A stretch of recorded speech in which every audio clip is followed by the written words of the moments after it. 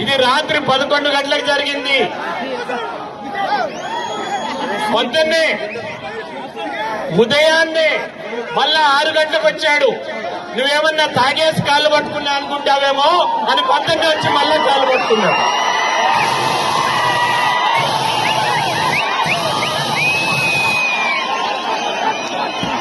ఇదే నేను కాణిపాకంలోనో తరిగండలోనో ప్రమాణం చేసేదానికి సిద్ధంగా ఉన్నాను. నువ్వు వస్తావా ఛాలెంజ్ కి? నువ్వు వస్తావా? నాకు కాళ్ళు పట్టుకునే అలవాటు లేదు. నేను సగం రొక్క అమర్నాథ్ రెడ్డి కొడుకుని